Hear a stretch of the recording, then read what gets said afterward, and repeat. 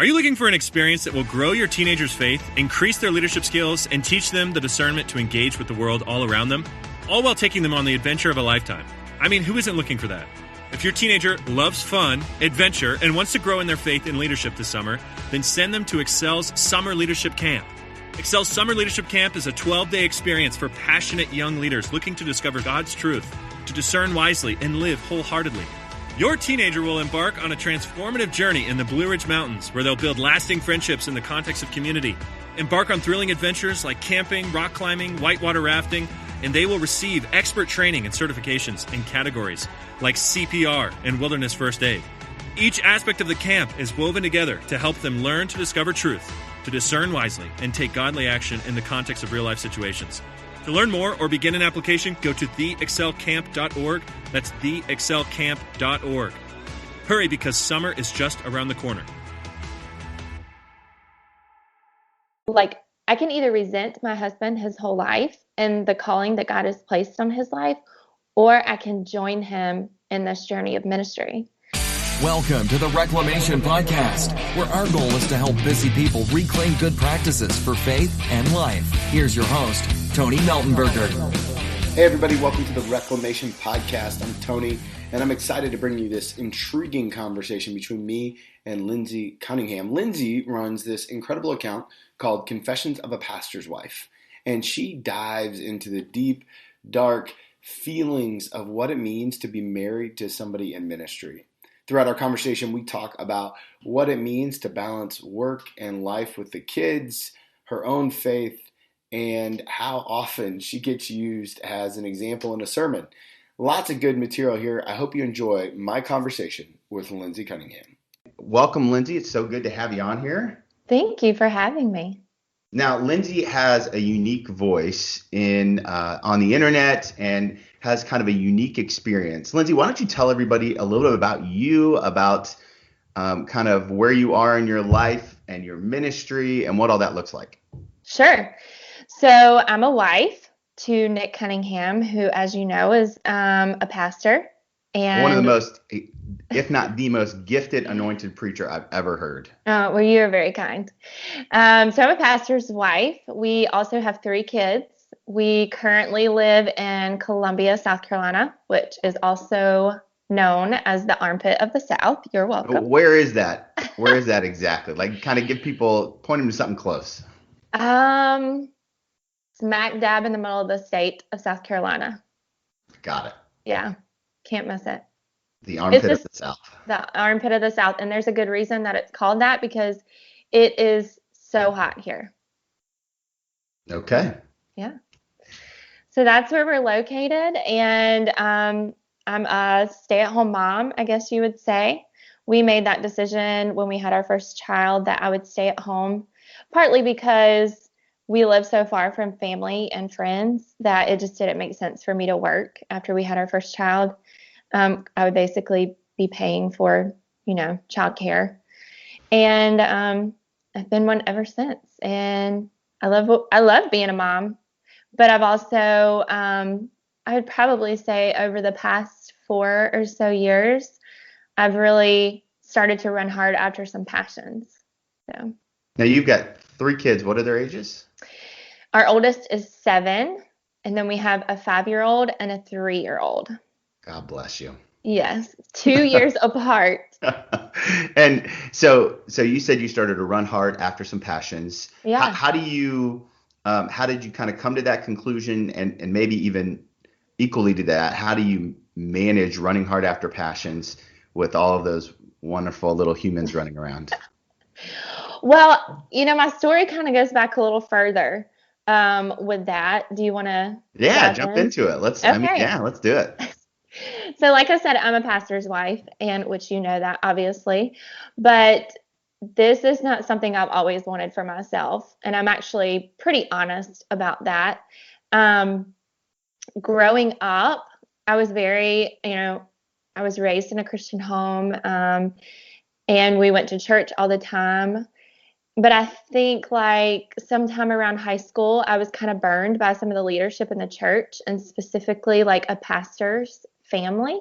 And I kind of knew moving forward, like, I never want that to be my life. Like, I never want to be a pastor's wife. So then I met Nick, and at the time he was not in ministry. That was his background, but he was working at a gym. Now, where did you guys meet at? Do you want the short version and the real version? The real version, always real. Okay. Well, we tell everybody mutual friends, but if we're honest, it was through Facebook. Of course it was. Of course. So yeah, we met, we were both out of school, and we did, to our credit, we did have mutual friends, and it still blows my mind that we had never met in person before we made the virtual connection. But yeah, so we met at a college. He was working at a gym at the time. I actually graduated from college with an exercise science degree, so we kind of hit it off there. But shortly into our dating relationship, he's like, I think I need to go back into ministry. And I was like, okay, sure. You're just in love and you're like, whatever you want to do, I support you. But then it got real, like really fast. Mm-hmm. And he got a job at Kinghamsburg Church. In Ohio. In Ohio, right. And we're in South Carolina. Right. Yeah. That's not close to where you were at all. Not at all. But love is blind. And at that point, I knew that, like, if we wanted to have a future together, then it was going to look like us getting married and me saying yes to this thing that God had called him to, which at the time I truly did. I was like, this is what you're made for. And I mean, obviously he's gifted and talented. And, but I don't think I really realized the implications of what it meant to be a pastor's wife until he stepped out of the youth pastor position and into his role as teaching pastor. And that's when I was just like, hold on, pump the brakes. This is not what I signed up for. So he gets kind of this, most people probably call it a promotion. Right. He gets moved up. He gets the call to the big leagues, as they say, and he becomes the teaching pastor. And people begin to I was there. People fell hard in love with Nick's preaching. Like I said, he's got to be one of the most talented, gifted preachers I've ever met. What does that do to you? Well, so when he was doing youth ministry, that was something I was really passionate about as well, was investing into teens. And when he transitioned out of that into teaching pastor and was now over adults, mainly was his main audience, I just felt like a fish out of water. I didn't know what to do. I didn't know how to serve him and support him. And, Kinghamsburg at the time was very big, like 4,500, 5,000. Yeah. It was a lot of people. And so here's my husband preaching to, a 5,000 member congregation, and everybody knows you, but you know no one, except a few handful of people. And I didn't know what to do. I was like, I do not care for the spotlight at all. So how is this impacting your relationship with God? You're a fish out of water and used for, sermon illustrations all the time. Right. What does that do? What's the conversation that you and God are having in this moment? I grew very resentful of the church as a whole, and specifically the church we were at, not because of any one person there or the people there. Obviously, we love them, but I just felt like they took him away so much more than when we were doing youth ministry, because I could do that right alongside him. But how do I get up on stage on every Sunday alongside him and help him teach? You know what I mean? So I felt like I just didn't know what to do. And I was just like, okay, God, this is not cool. This is not what I signed up for. So basically, it sounds like you were kind of out of place because of, and I'm sure it happens to tons of people where their career takes them to a place that you didn't plan on. And all of a sudden, you find yourself resenting, is it too far to say resenting God, or at least resenting God's call on Nick's life? Yeah, and I think I worked through a lot of those emotions. And it did not help that we were 600 miles away from family and friends. We had just had our first baby. So it was like all this change at once, and I didn't know how to handle all of it. So, yeah, I mean, that could be an accurate statement. So how did you work through that change? What you said you processed through a lot of that. What did that look like? Well, I threw a lot of pity parties for myself, which, Oh, yeah, that's yeah, nice. not proud of those.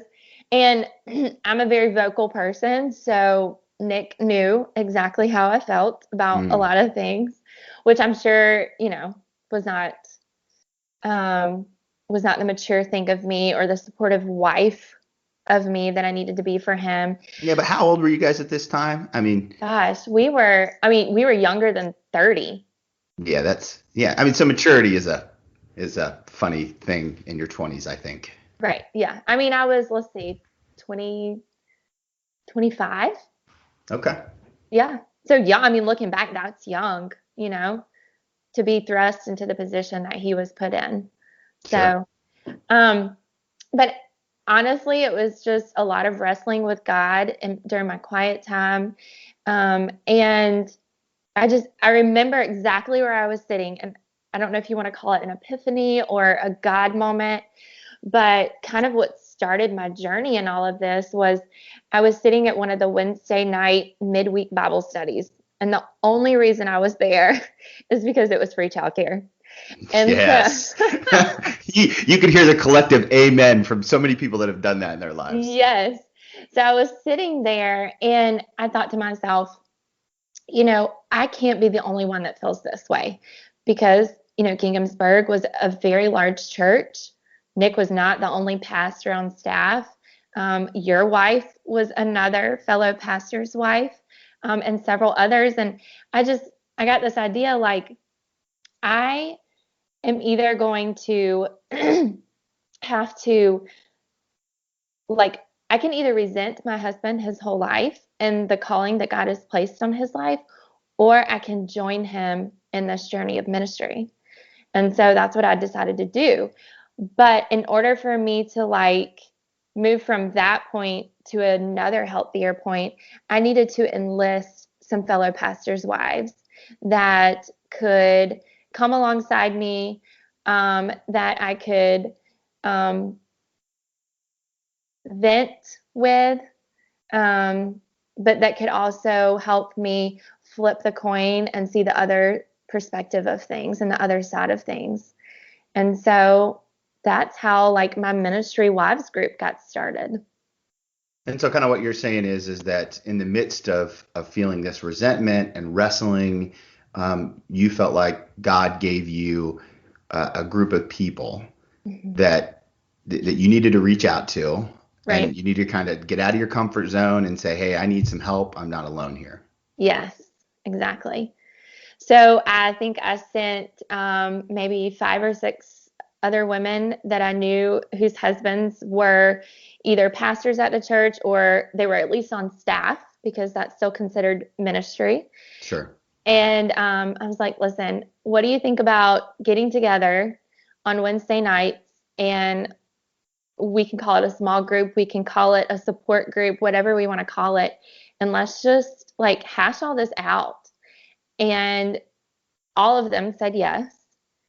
And it was one of the most pivotal and life changing experiences, even for me to this day, to be a part of that group and to have the wisdom of those fellow pastors' wives. And I mean, your wife Karen can tell you, sometimes it was just straight on vent session for some Sure. of us. But I think that's healthy, I mean, we can't keep all that bottled up inside. And so when you can find community based on a similar thing, it's healthy. So you're saying that part of the way that you felt like you had to balance your faith and your walk with God is to know that you can't do it alone. Mhm. And then how important was it? I mean, why not just gather any women in the church? Right. Why did you strategically, specifically go after other staff members' wives or pastors' wives? Because I think it was because of where I was at, just knowing what I had been journeying through with my resentment towards the church and just ministry as a whole. And ministry life is so unique. Just like, say you're the wife of a coach, like coaching life is so unique. Or being the wife of a doctor. I mean, that's a unique life with having a husband who's on call 24/7. So I needed other women who could understand the uniqueness of ministry and who could understand the whole glass house life, so to speak. Glass house wife. You got to tell us more about that. How would you, I mean, so many of our listeners aren't going to resonate with that maybe necessarily. So kind of break that down, help them see what a glass house is in terms of your life, what it looks like, and then maybe I think they'll probably see some of their own life in that. Yeah. So, kind of like what you mentioned earlier, always being used for sermon illustration. Sure. Which obviously Nick always asks, and I always say, that's fine. Sometimes I've been like, probably not. Maybe that's not a good idea. So when he's up there, on a regular basis, and he's using me or our relationship or our family as illustrations, which obviously, I mean, that's important to be able to relate to your congregation. People know you, but you don't know them. And so they get a glimpse into your life, but you don't know who all these people are, and that's what it feels like. Oftentimes it feels like you're this person trapped, for lack of better words, inside of a glass house, and everybody can see what you're doing. They get front row seats to how you parent, how you spend your money. I mean, all the things that maybe you don't necessarily want everybody to know, but it's just par for the course when you're married to a pastor. Yeah, there is something about the gospel which requires this kind of intimate look into people's lives, and as pastors, and Nick does this as well as anyone, we're called to share that. Right. And a lot of us pastors will do anything for a good laugh, and so sharing some of those more embarrassing moments, it has to have a huge impact on our families. So how many times do you think in the hallway before you walked into a sermon, since they had multiple sermons, did someone walk up to you and say, your husband talked about you today?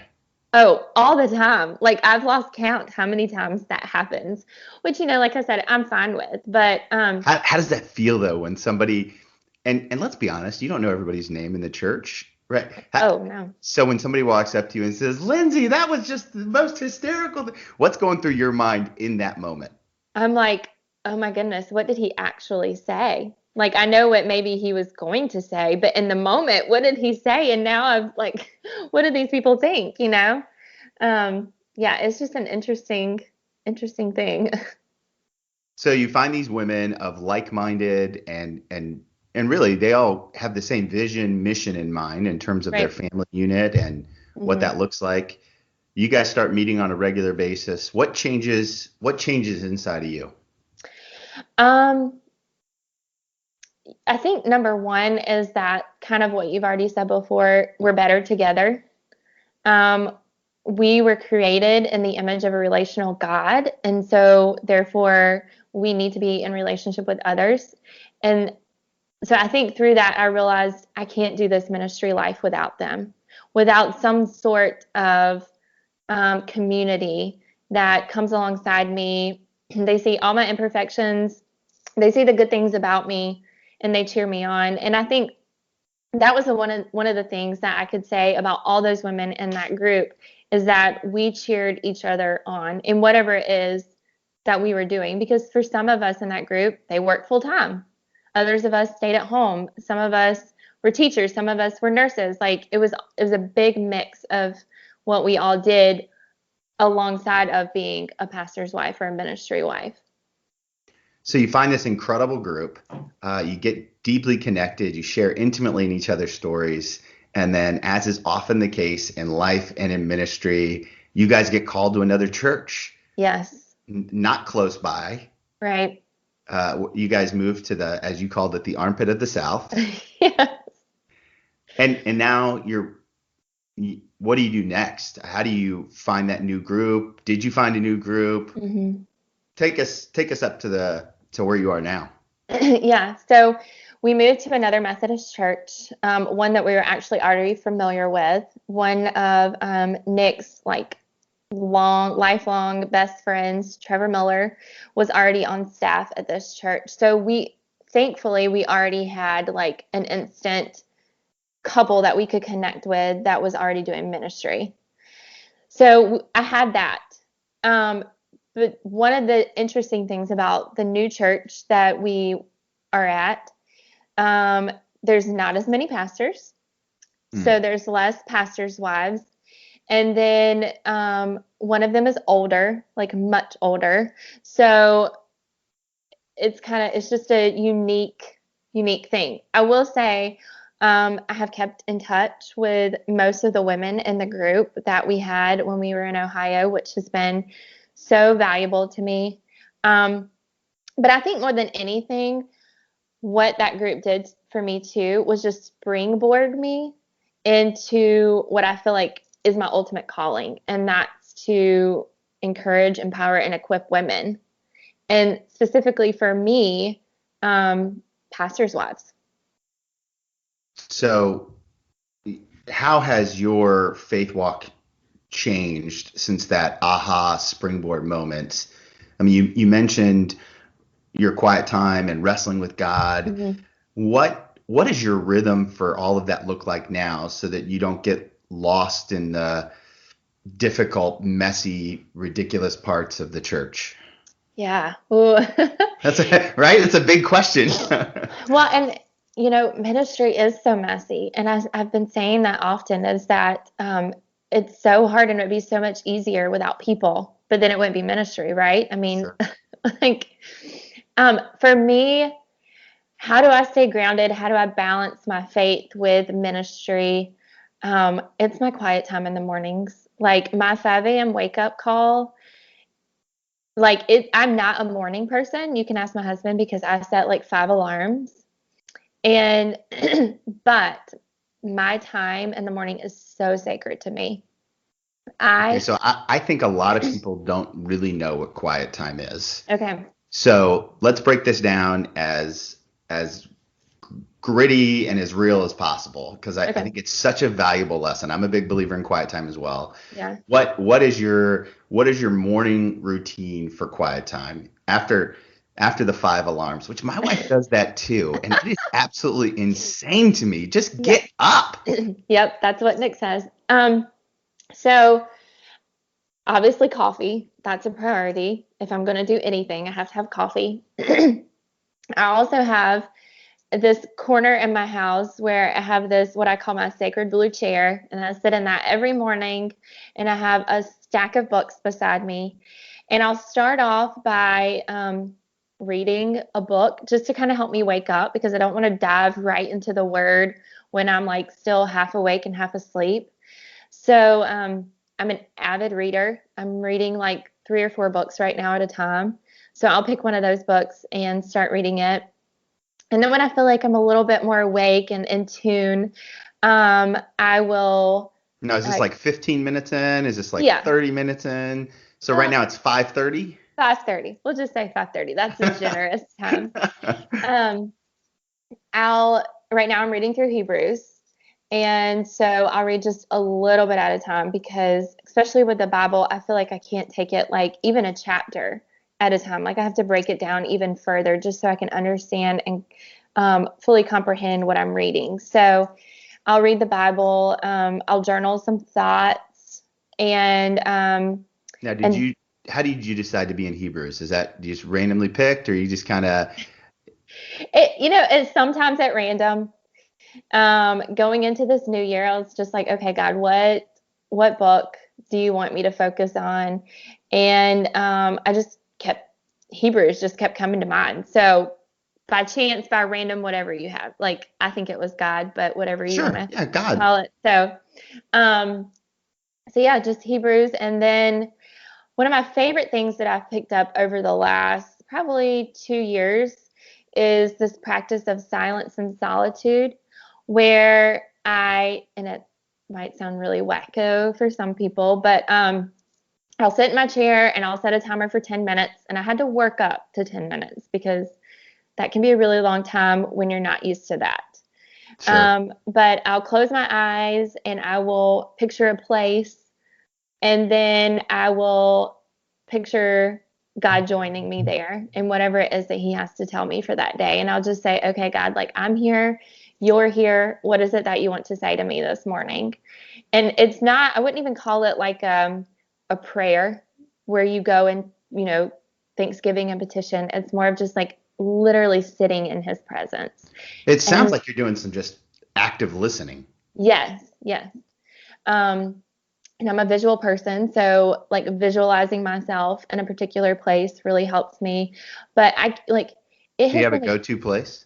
I have several. I do, which is really weird. No, it makes sense. It makes sense. Yeah. So it's just been a game changer for me and my time with Jesus. And he has just revealed things to me and spoken to me. And oftentimes it doesn't make sense in the moment, but then something will happen um, and then I'll come back to it and I'm like, oh, that's what that meant. Like, that's what he meant by that.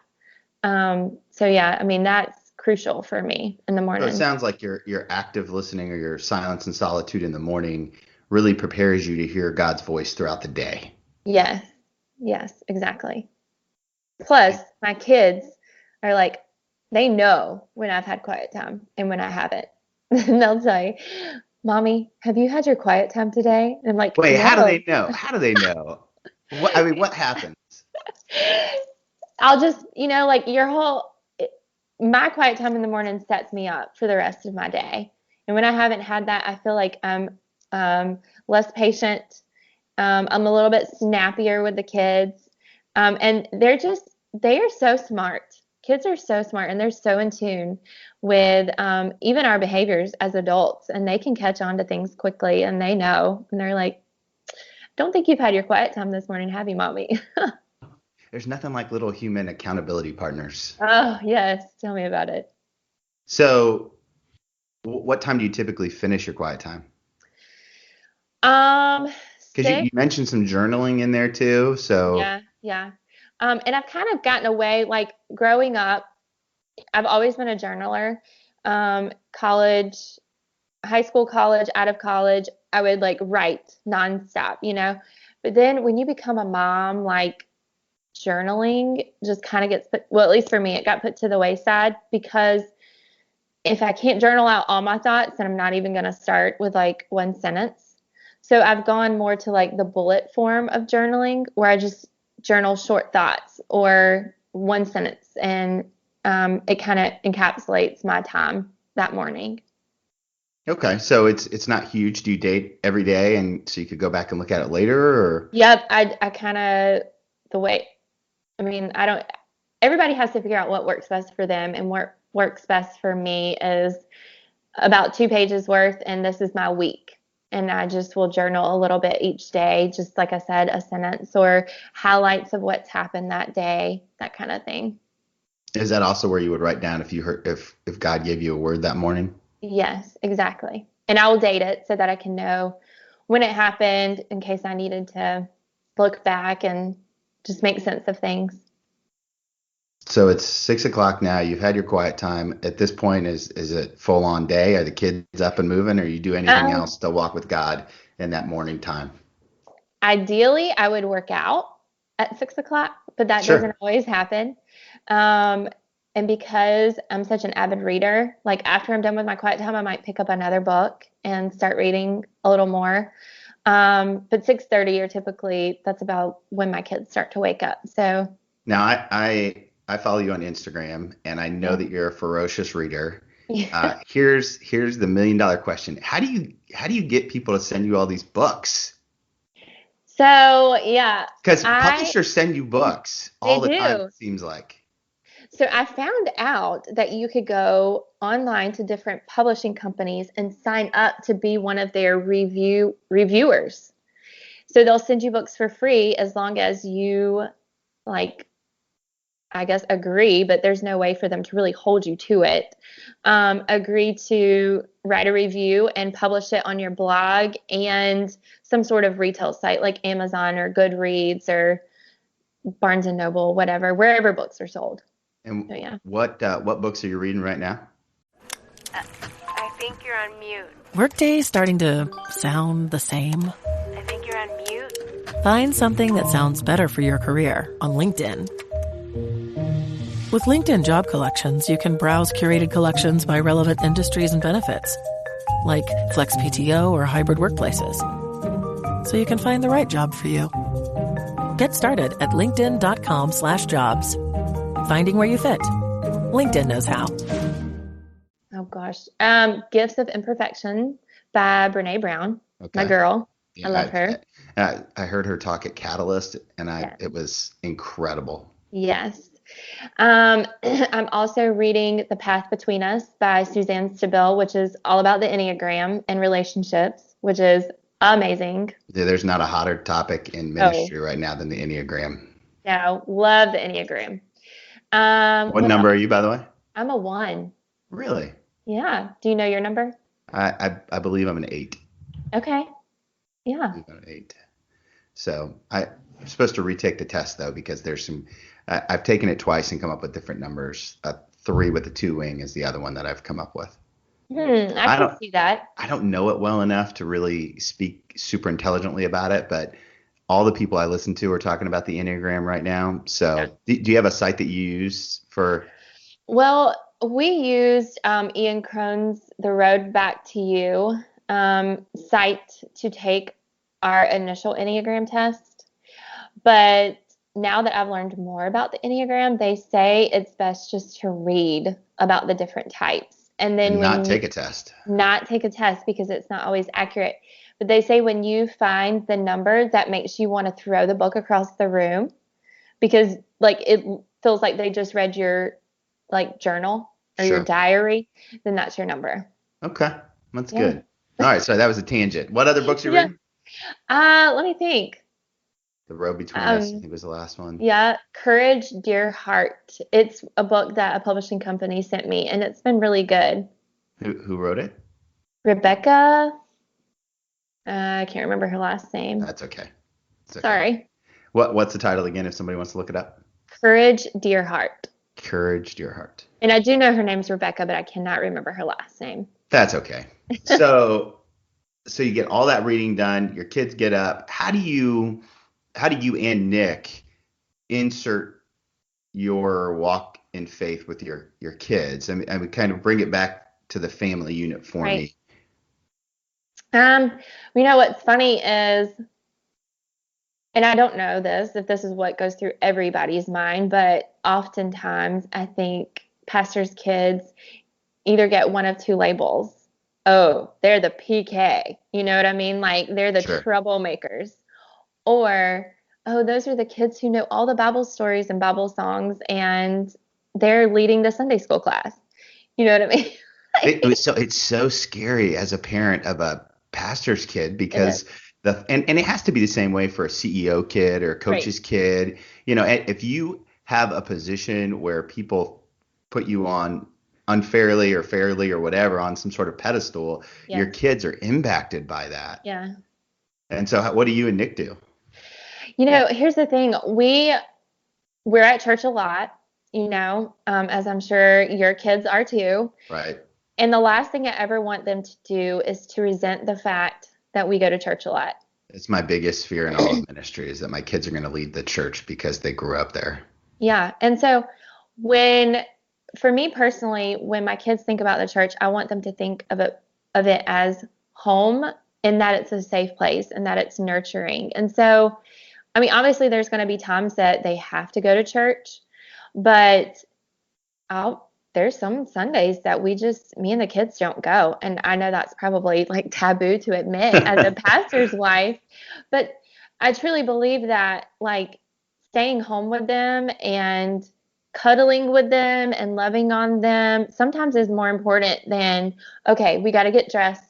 You got to wear your Sunday best. We've got to be at church. We've got to show up so that we can make a presence, you know, make our presence known. I just don't want that for them. And so we talk a lot with our kids all the time. Nick and I are just natural communicators with Sure. with each other and with our kids. Um, and I I never want them to feel like anything is forced on them. So Okay. it's So a, then do you make a big deal about not going to church, or do you just try to play it cool? yeah, I'm just like, we're not going to church today, kids.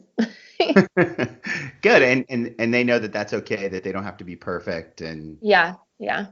that's sort of the idea. Now, what's your do you guys have a regular rhythm? And it's okay if you don't, but a regular rhythm of a prayer with them, or Mhm. family devotional time, or anything like that? I'm mostly asking because I'm always trying to get better in this department. I feel Oh, like I'm so it's inconsistent. it's so hard, isn't it? I mean, it's such a fine line to balance.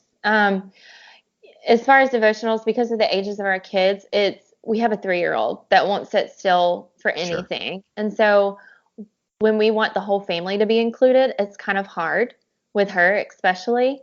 But that is one thing I would like to get better, reading even from the Jesus Storybook Bible with our kids, which I feel like we'll go through seasons where we're really good at it. Like we'll read it every night together as a family before bed. And then we'll go through seasons where we don't. But we do always pray with them at bedtime. We remind them of their words, which are really important to us. Now, I know that story because I know you guys, Okay. but for everybody who doesn't, what are the words? Because I think this is kind of a practical thing that any parent could do. Yeah. So before our oldest was born, we came up with 4 words that we wanted to speak over him, and they are kind, strong. Hold on, I'm gonna get it wrong. Kind, wise, brave, and true. And that's our son, and he's our only son. And he knows those words. He can tell you them forwards, backwards, every day before they leave for school. What are your words? What's one that you're going to focus on being today? And they'll say kind. And I'm like, well, what does that look like for you?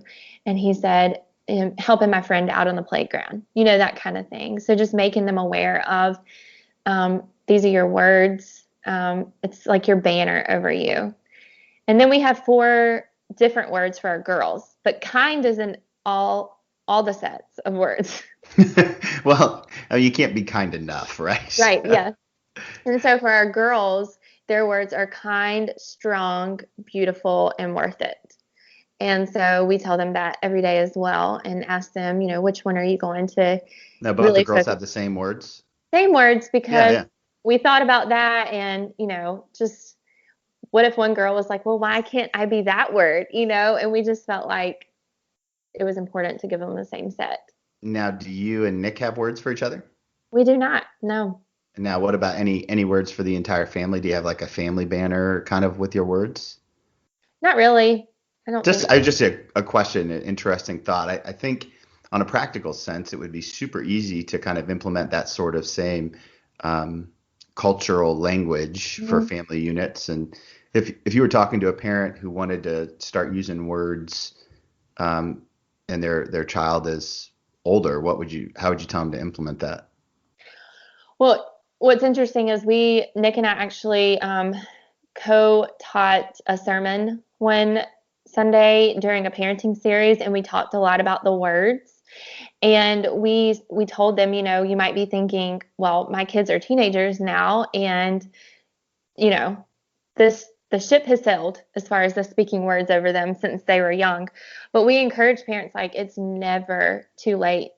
And for us, we came up with those words after much prayer. So it wasn't words that we just picked at random. Like we really felt like for this particular kid or for our girls, this was the words that God wanted to be spoken over them. And so what was really interesting is after that sermon, um, we had several different older people that said, you know what, I I don't have kids, but I needed to come up with words to speak over myself every day, and they Mm. would put them on sticky notes and stick them on their computer at work, or stick them on their car, whatever. And then we even had parents who said, I'm gonna start speaking these even over my adult children. So it was a really powerful um, sermon that we got to teach together, and just the feedback that we got from it of how people were encouraged that it's not too late. Now that's super interesting that you mentioned that, because when we started to talk about your journey, you thought that there was no way for you to be up on the platform with Nick. Yeah. And then all of a sudden you kind of drop in this little hidden gem that you're teaching now. So how did that transition for you? Because in a lot of ways it sounds like, and correct me if I'm wrong, that you've kind of gotten back to this place where you're on ministry with him. Yeah. So like I said, the Ministry Wives group really helped springboard me into that next season of life, which also happened to coincide with us moving down south. And when we got here, Nick, his position or whatever title is adult ministries down here. He's the pastor of adult ministry. So that includes men's ministry, women's ministry, all the things, small group. And so he came to me one day and he was like, what do you think about teaching a Bible study? And I was like, oh, no, I don't know. I don't know if I'm ready for that. He was like, just think about it. And I was like, okay. So I prayed about it and I was like, okay, sure. So the very first Bible study that I ever led by myself was 7 by Jen Hatmaker. And talk about a heck of a study, one to do. Like it's a pretty ballsy study to do. Like sure. Eliminating a lot of things from your life. The whole concept of the book is about getting rid of 7 things every week for 7 weeks. Is that right? Well, it's like 7, it goes into 7 different things. So only spend money at 7 different places per month. Got it. Only eat 7 things for a month. Only wear 7 items of clothes for a month. I mean, it goes into all these different, areas of life. But yeah, if you're going to start out, you might as well swing for the home run, right? I know, right? Go all the way. But after that, it was really encouraging, the feedback that I got. And I was just like, maybe this is something that I'm supposed to do. And so that first study led to another study that led to another study that led to Nick asking me, hey, we're doing a series on marriage.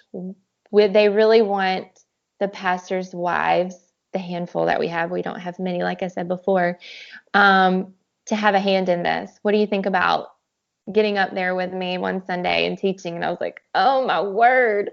But I did it. And obviously I don't do it on a regular basis, but I was a ball of nerves that first time. But it was just so neat to be able to look this, and I'm not going to get emotional, but to look right across from me and just to see the miracle that God has done in my heart, where I was so, for so long resentful of Nick's position and his calling and how do I fit into all of this, and to look beside me that I am up here in front of our congregation and I am teaching with my husband. It felt like a full circle moment for me. And I was so overwhelmed with God's goodness and how he's just totally changed my life and my heart for 180 as it pertains to ministry. Yeah, it sounds like that on the other side of that initial fear is this tremendous fruit that only God can give you, right? Like this, because it sounds, as just hearing you talk about it, it sounds like this incredible gift from God that once you got past the ball of nerves, once you got past the resentment, once you got dealt with all the stuff, and we all have stuff. Once you dealt with all the stuff, you were able to do something that, God was really able to do something that only he could do, right? Yes, exactly. So now you're pastor's wife extraordinaire. I don't know about that. But you're leading Bible studies, you're preaching every now and then. You've got 3 still little kids. The thought of having a 3-year-old, by the way, just almost sent me into a panic attack. We're in such a great season because our youngest is 6 and she can get herself in her own car seat, and God is good. It's yes, amen. Right. So, what do you do to manage your life? What are some practical tips? Because you've got your hand in a lot of different things. I know that you also you help on another podcast. You read tons of books. You blog. You run an Instagram account called Confessions of the Pastor's Wife, which you put a tremendous amount of work into. How do you manage it all? Give me some practical tips. If I'm a stay-at-home mom or dad, How do you make it all work and not resent God again? Yeah. So one of the things that Nick has really been helpful with me in figuring out how to balance like your stay-at-home mom duties plus ministry, plus just family life and marriage in general is to think of my time when I'm at home as work, like, and put it in different segments. And so fortunately, Monday through Thursday, all my kids are at school. My youngest is at preschool from 9 to 12. And so I really look at that time as that is my work time. Like that is like me going to a physical location and checking into work and getting as much stuff as I can get done during those 3 hours. And then when she gets home, clocking out. And then when the kids go to bed, clocking back in for a little bit and getting some more things done and all the different things I have my hands in right now. And then clocking out to give myself and Nick some time together to talk or whatever it is that we've set aside to do that night. So it's not easy, but it can be done. What's the do you block schedule? Do you have a certain rhythm for that, or are there certain days you have to work on certain things, or is it a little bit more ADD than that? I'm a one, so ones are not super ADD. We are very like notes, to-do lists, planners. So certain days are different. Tuesdays and Thursdays, I help one of my good friends with a business that she runs from her home. So I go over there and I help her with whatever it is that she needs help with. And then it just depends on what the podcast needs me to do for that week or that day. And I kind of look at it at large and then figure out when I can work on it. And what's the name of the podcast that you work for? The Open Door Sisterhood. Okay. And they have a similar mission as kind of that resonates with your heart, right? Yeah, just encouraging women where they are to do that hard thing and to be world changers for good where they are. So yeah, I fully support their mission. That's awesome. That's Yeah. awesome. Now that's probably true for everything you've got your hand in, right? Yeah. So that's got to be something to pull from as people begin to reflect kind of on their own life. To only really dive into things that you're passionate about, because you have to have joy in it, right? Yes. Yes. So how would you say you're doing at managing it all? I'm learning. I'm growing. I mean, hopefully that's what everybody is trying to do is grow and learn. And this isn't something that all these things that I have my hands in right now is fairly new for me. When our youngest was born, my sole attention went to taking care of her, keeping her alive, and my other two from killing each other or hurting her, since she was a baby. So I would say all of this stuff, not stuff, but the mission that I'm running is fairly new. I would say within the past 2 years for me. Once my youngest was a little more, I could let her play by herself for a little bit longer, So it's all fairly new. So I'm still growing and learning about how to manage it and balance it. I will say that when all of my kids are home in the afternoon from school, I try as much as I can to put my phone up, to be super present, to help them with their homework. And I try not to get it back out until they've gone to bed, and because those things are just time suckers. Yeah, I love the intentional focus that you're talking about there. I think that's super applicable for all of us is the kind of clock in, clock out, pick your spot, be intentional. Yeah. That's great. I love that. Tell me a little bit about what's happening over at Confessions of a Pastor's Wife, your Instagram account. Yeah. I'm certainly not a pastor's wife, but I love it. I love learning from what you're doing over there. Tell me a little bit about your approach in terms of how you get your content ideas, and then what's your strategy on how you're sharing it. Like this week, the week that we're recording this, you're talking about loneliness in ministry, and I feel like you've been reading a lot of people's journals or reading their mail, so to speak, eating their lunch, whatever you like to say there. How you doing all that? Well, I told you before we started recording that Confessions of a Pastor's Wife was just something I did on a whim one Sunday morning when I should have been at church. um, and how I would regularly just kind of debunk this idea that people have around pastors and their families and pastors' wives on my like personal accounts. And I would always hashtag it Confessions of a Pastor's Wife. And somebody told me, they're like, you've really got something here, right? Like people need to hear this on a regular basis. And I was like, oh, this just was more like cathartic for me than anything else. And so I decided, I was like, well, just going to see what happens, see where this goes. And so I started it one Sunday morning just with my hope and prayer that fellow pastors' wives, wherever they're at, whether they're in my backyard or they're clear across the country in California or even further than that, that they would just find a community where they felt seen and heard and encouraged. And, one of the things about, which I'm sure you're familiar about, John Wesley, like when he would talk about the good news and spread the gospel, he would take it to the street corners, right? Well, you don't really see people doing that these days, but what we do have as our quote unquote street corners is social media. Mm-hmm. And so, people can bash social media all they want, but I find it is such a blessing and it can be such a tool for others, for us and whoever feels led to share the good news.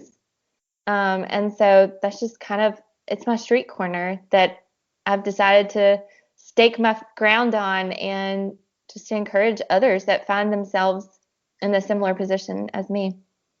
I love it. I like to use the term, I'm a digital evangelist. There you go. I like that. A digital evangelist. So yeah. How are you seeing God work in this account? I mean, you're hitting some pretty serious, like this is pretty serious stuff in there. What's God showing you in it?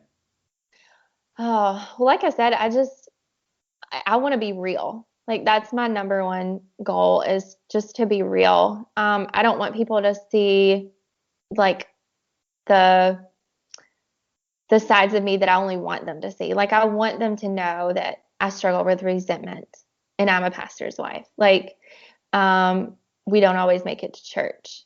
I struggle with forgiveness. I struggle with loneliness. Like, I just want to be real. And it's been so neat because, like my girl Brene Brown says, vulnerability breeds vulnerability. Mm-hmm. And so it takes just one person to step up and say, this is where I'm struggling. And then you just hear like this collective exhale of people saying, me too. And it's just been really neat. All the messages I've gotten, people thanking me for this community that I've created. And I don't think I've done anything spectacular. Like I said, this has been more for me, cathartic for me than anything else. But I do think that God is using it to be a place of healing and understanding for those who feel like they're all alone. Because, the thing about most churches, they have like less than 200 people, which means that their staff is very small. And so if you look at any given church with a staff that's small, well, that means there's probably only one pastor's wife there. It's unique to find a church where there's more than one. And so where do they go to? Who do they talk to about these unique struggles that they face? So I've kind of had that in the back of my mind too, all these smaller churches with small staff, and they don't have that camaraderie with fellow pastors' wives. I love it. I love what you're doing with it. I love following it as a pastor, and I think it helps give me some tools to talk to my wife about and spark some really good conversations. So I'll just affirm what you're doing there and tell God just keep using it. Just keep using it. So one of the questions I love to ask people is, what would you go back and tell your younger self? If you're having a conversation with 25-year-old Lindsey, full of resentment, full of all of it, the mess of it all, what would you go back and tell yourself about reclaiming faith in life? I think the biggest thing is nothing is wasted. Everything that I went through back then at 25 as a new mom and navigating this new role as a pastor's wife, everything that I went through, I have been able to use now. And I think it's just prepared me for where I'm at now, for where God's called me. I have a unique perspective because of everything that I've been through. And our time in Ohio, our time navigating the difficulty of ministry life, none of it's been wasted. Like, it's all been used for my good and for his glory. That's awesome. I love that. Nothing is wasted. I think a lot of us would do well to remember that on our really bad days. Mm-hmm. So thank you so much for sharing everything today. So honest, so vulnerable. Love the conversation. Lots of great tangents and laughter. If people want to learn more about you and your ministry, where can they go to connect with you? So I would tell them to head over to Instagram, which is my favorite social media platform, and check me out at Confessions of a Pastor's Wife. And is it only on Instagram, Twitter, or Snapchat, or anything like that too? No, I'm not that tech savvy. Just keeping it simple. I like it. Hey, that's intentional time, right? Focusing where you've got to focus. It's it's critically important. Important. Well, Lindsey, any parting words for all of our listeners out there? I just want to thank you for having me on here today. It was super fun getting to see you virtually, face to face. Right, because we record these calls on Skype, because I always love to see people's reactions when we're talking. It makes the conversation so much easier. Oh yeah, for sure, more natural. So, well, thank you so much. And hey, if you guys do me a favor, go head over to Confessions of a Pastor's Wife. Check out some of the content. It's so real and vulnerable. You'll love spending time with Lindsey. She's a great follow on social media, so don't forget to check that out. Thanks a lot, Lindsey. We'll talk soon. All right, see ya. Thank you so much for taking the time to listen today. I hope you enjoyed the conversation. I know that there's so much that we can learn from each other, and Lindsey is a great example of how being vulnerable changes people's lives. Love her ministry, love what she's doing. Excited to see how God is going to continue to use her. In our next conversation, we're going to dive into faith and life balance with a dear friend of mine. Her name is Chaplain Terry Jones. Now, Chaplain Jones just recently returned from a deployment overseas. So we're going to talk about what it means to be a soldier and balance faith and life. We served together from 04 to 05. She's promoted through the ranks, had an incredible career, and I can't wait for you to hear her story about what God is doing in her life. As always, the best compliment you can give us is to share, rate, and review the podcast. Help others find it just like you. See you guys real soon. Like what you heard? Please take a minute to rate and share so others like you can find good practices for faith and life.